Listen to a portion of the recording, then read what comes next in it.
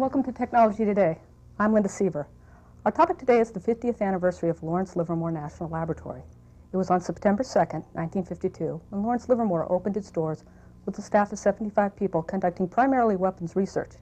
Today, more than 8,000 people are employed at the lab, which now engages in virtually every facet of science and technology.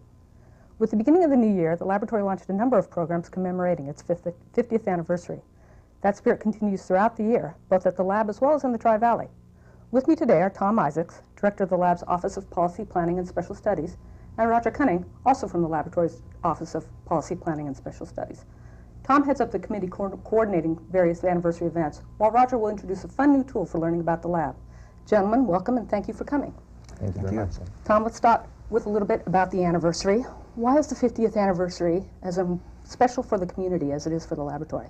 Well, obviously, the laboratory is an important part of the community. We're a big place, as you already mentioned, and we think the community is an extremely important part of the success of the laboratory.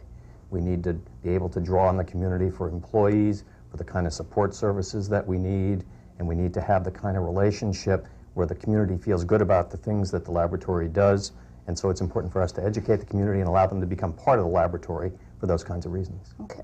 Well, let's talk a little bit about the slogan, making history, making a difference. What is the significance of that to the laboratory as well as the community? Well, we thought a lot about what's called a tagline. I learned that in this particular endeavor, and we thought a lot about that. You know, the laboratory can be described in lots of different ways. Principally, our people. We have wonderful, dedicated people. We do wonderful, cutting-edge, world-class science and technology. We help solve national security problems and other important problems for the country itself.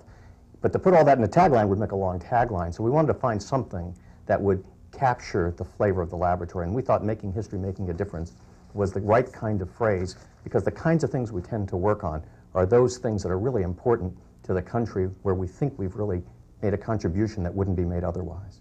Do you see this as a learning opportunity for the community as well as the laboratory? Or? Very much so. We hope that this is a time for celebration, for reflecting on the 50 years and what it's meant to the laboratory and to the people who work in the laboratory and the families of those people and the people who are in the community around us. And we think it's an opportunity to look at what we're doing today and what we're likely to be doing in the future, and to share those things with people inside the laboratory and the people who are important to us outside the laboratory, like the community, so that they get a feel for what goes on in the laboratory and maybe can appreciate it and reflect on that a little bit more than they might do otherwise. Okay. Well, let's talk about some of the things that the community can expect over the next few months. Now, most anniversaries, they take place right on that date, but yet the laboratory is going to be spacing things out over the course of the next several months.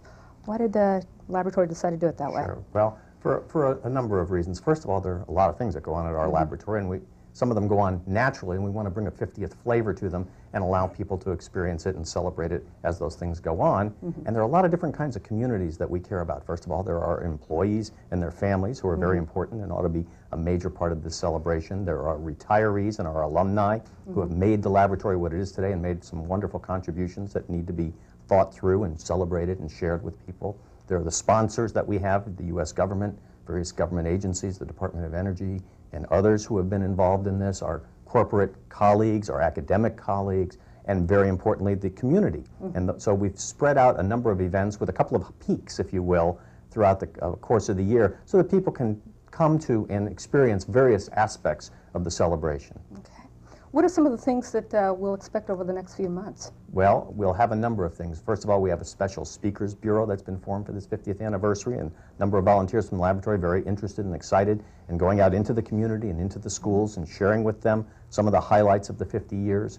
We'll do such things as have community tours. We'll have special guest days. We hope to have a float in a variety of events in the laboratory. You're going to hear in just a few minutes from Roger about a special new website that's available for folks to participate in. We even have a coloring contest for young kids to talk about what they think the future of science and technology will mean to them and to their lives. So these events will incorporate all ages. They won't be just for high school or college students and above, the higher education type. Well put. We want everyone in this community and everyone associated with this laboratory, directly or indirectly, to feel like they're part of our celebration.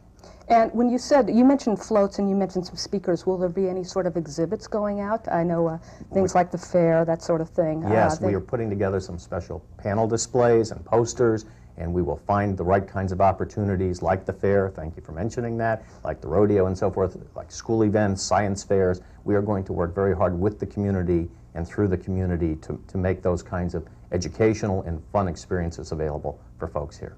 And the 50th anniversary just makes the time right. Will these be things that will continue in coming months long beyond the 50th anniversary? Yeah, I mean, the 50th is going to be special. It's going to be, you're going to see things, and we're going to do things that we don't do in normal years. But clearly these things have a facet that will go well beyond the 50th anniversary. In a sense, we're looking at the past as a lens to the future, as the director of the laboratory said. We really want to use this as an opportunity to both celebrate the past, think about what we're doing now in the world in which we live and how the laboratory contributes, and use that as an opportunity to reflect on where the laboratory needs to go in the future. And we want to bring lots of folks into that set of discussions and into those kinds of occasions. What sort of special events are planned to commemorate the site itself? As you know, the lab was not just a lab. There were other things out there prior to Lawrence Livermore's arrival there. Any efforts to make it a historical site? That's exactly right. We were working very hard to try and get an official designation of the site as an official historical site, which would mean we would have a marker and a nice celebration associated with that. It was a naval air station before it was the laboratory, so it has a long history serving the country in a variety of ways. We're even looking into forming a time capsule and looking for an appropriate place to put that time capsule as part of the celebration to reflect on the kinds of things that are going on today and allow people sometime in the far future to come back and see what the lab was like. Would the time capsule be primarily a lab event, or would the community be allowed to get involved in the time capsule as well? I think we would very much want to have the community involved in the time capsule. And we want to involve the community. Obviously, we're a national security laboratory, and there's certain requirements that go with that, and people in the community know that, and they expect that. But we're going to work very hard to try and make this event as enjoyable and informative and interactive as we possibly can for our community. Well, great. As part of the rollout of the anniversary events, we introduced a new and fun web tool, and Roger, you had a lot to do with that. Why don't you introduce us to it and tell us a little bit about what it's all about? Well, Lynda, I'd be happy to do that. The timeline is, as Tom mentioned, a very graphic way of looking back at our very rich, broad history, as a matter of fact. We are looking at it only from the perspective of when the lab started right now. We're not going back to when it was a naval airstrip. So we have broken the timeline down into bite-sized pieces, and each bite-sized piece is about 10 years. So it's kind of easy to navigate around in 10 years. So I'm going to turn to the website now and kind of show it. It has the look of a dial on a clock, if you will. So it kind of gives you that perspective of time. And as I move my cursor around that dial, the center picture does change, and it has to do. The picture has to do with major events that were occurring during that particular decade.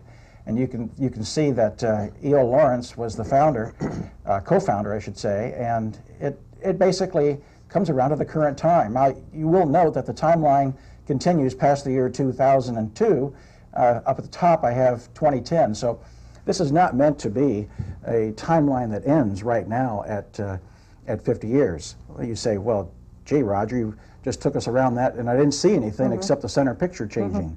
Well, that's what we're going to explore now. So if I go to any one of those decades and click on that decade, I go to a completely different page now, and you can see across the very top are the various decades that you can click on, and I'll click on one or two, and you'll see that picture of the laboratory there behind all those decade numbers is a picture of the laboratory during that particular decade. So if I click on the 1990s, you can see there's quite a bit of change. Yes, a lot of change. A whole bunch more buildings, for example, than there were back in the 1950s decades.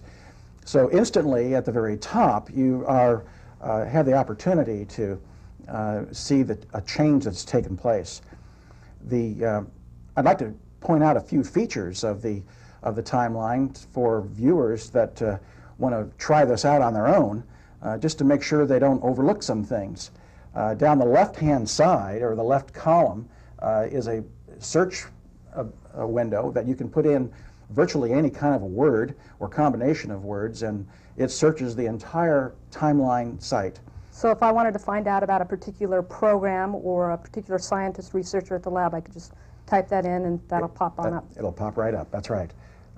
And we also have several other categories down that site that are going to be highlighting various other items in the lab's history. And we're going to be making some publications, other publications later on in the year. And as those publications are done, not only in hard copy, there'll be a web version of that, and you'll be able to find them right from here along that navigational column.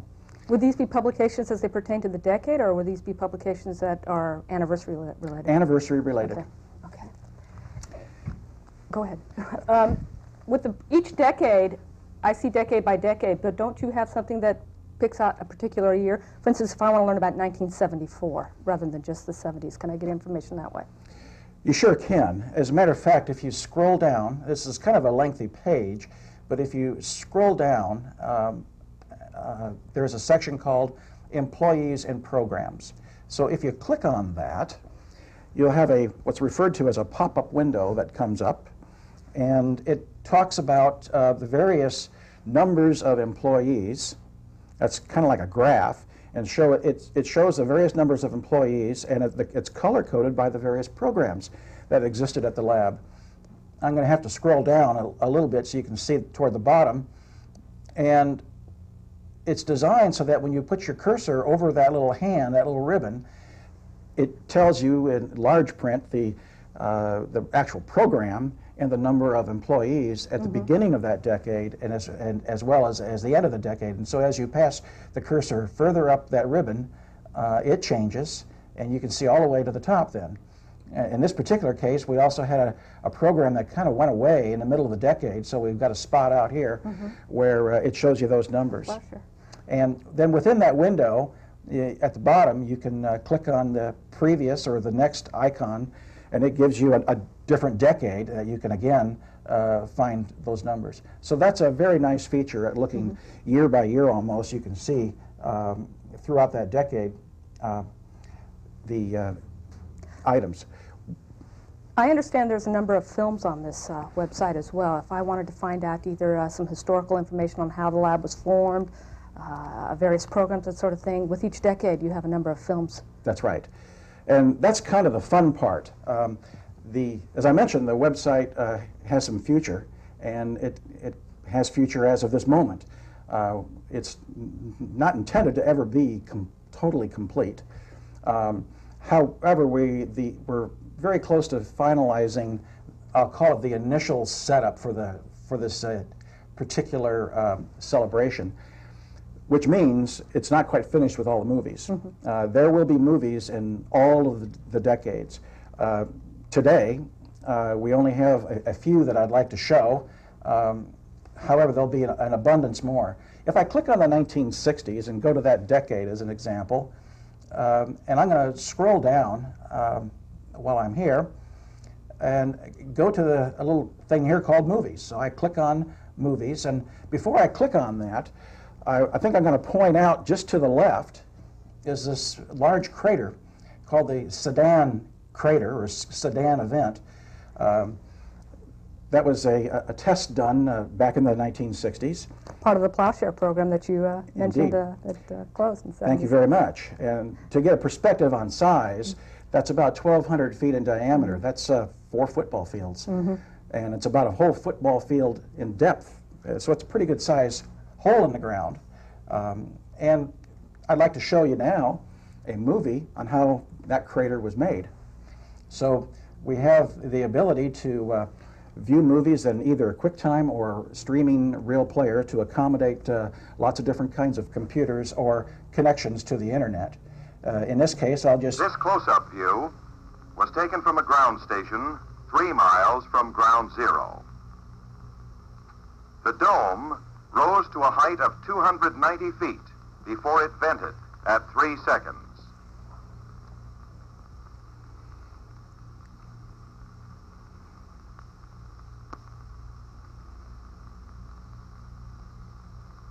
This long view gives a better picture of the mass of material moved by the explosion and the early stages of cloud formation.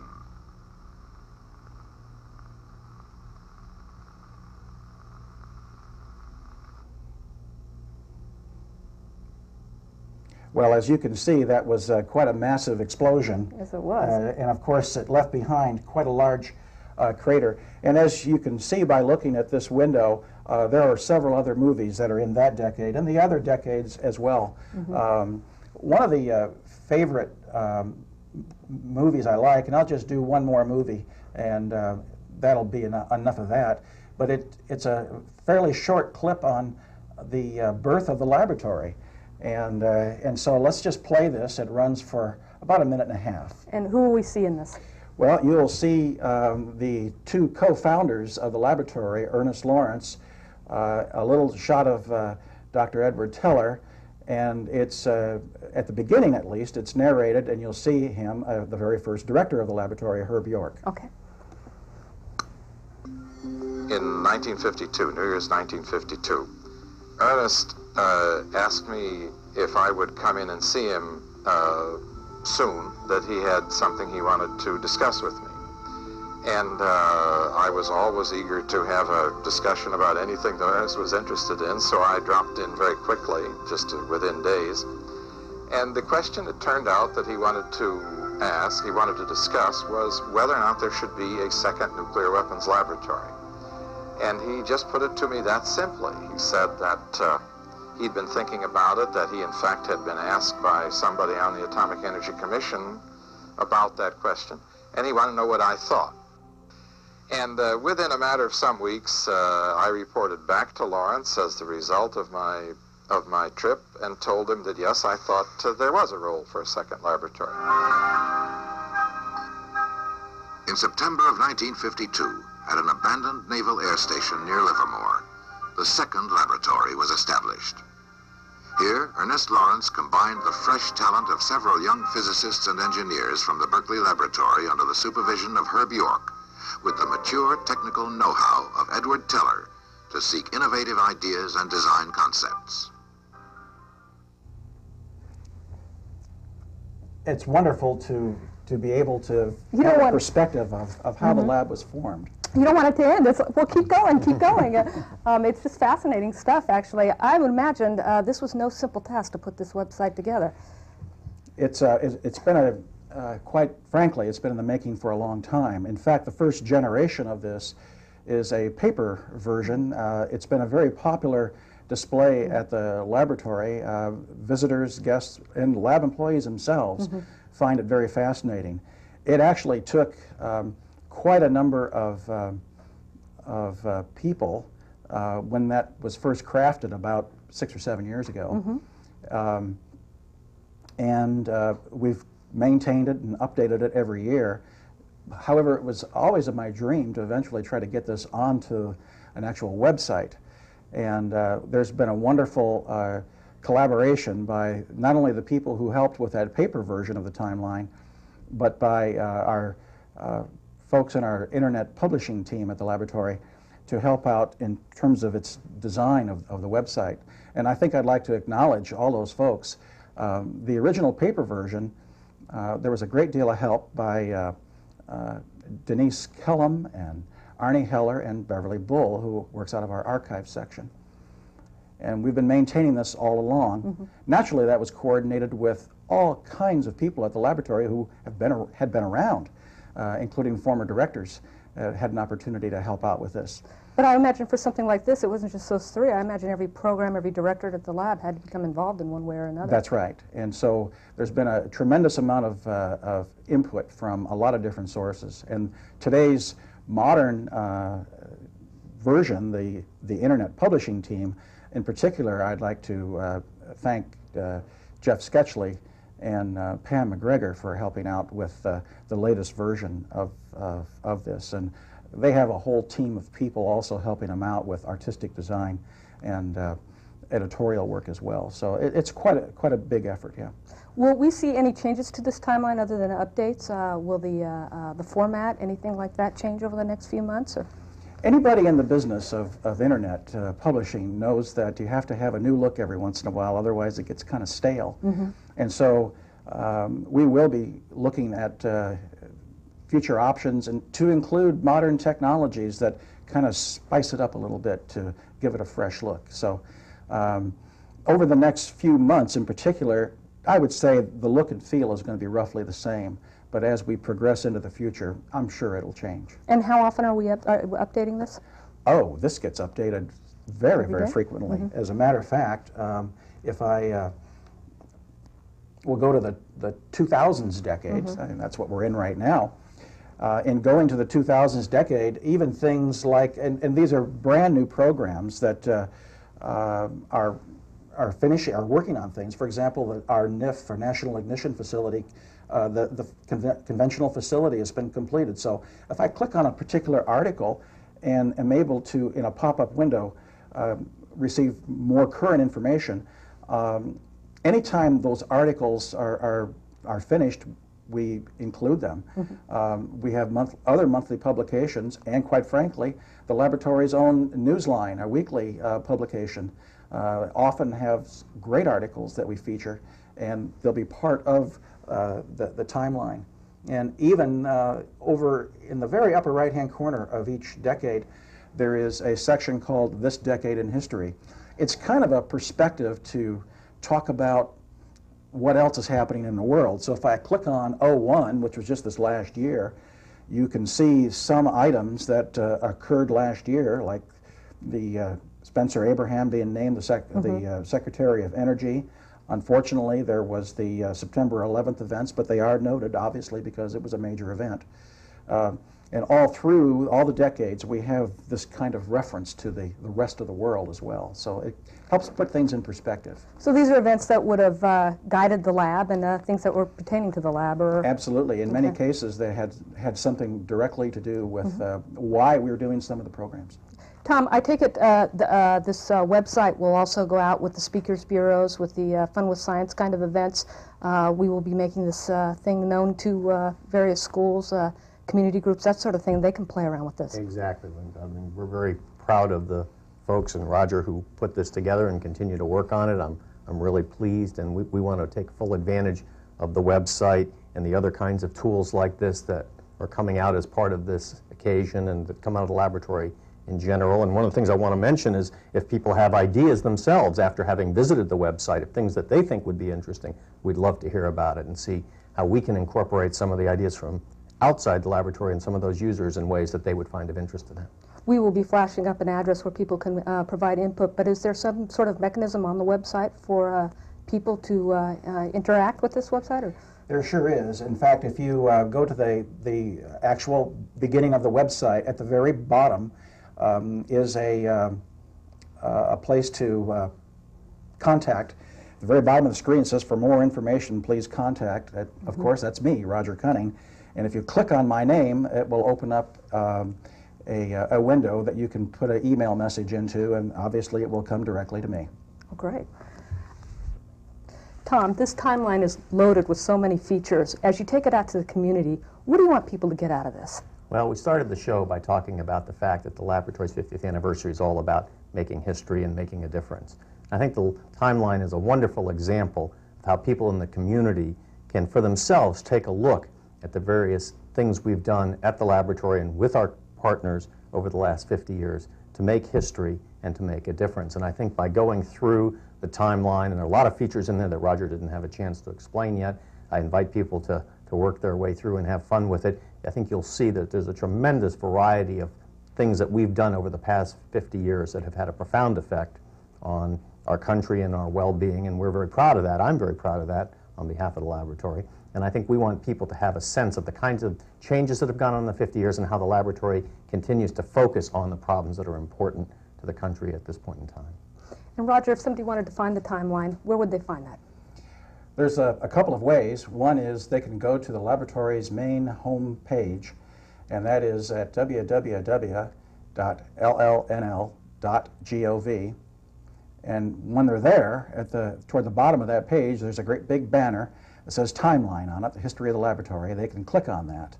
Or they can go straight to the timeline by typing in the address, all of what I just said, plus a slash and the word timeline at the end of that address, and they'll take them right to that timeline. Great. That's all the time we have for today. Gentlemen, thanks for coming. Be sure to watch this station and your local newspapers for future information on anniversary events for the public. If you have any comments on today's show or suggestions for future shows, please write to us at Technology Today, Post Office Box 808, L797, Livermore, California, 94551. Or you can email us at pao@llnl.gov.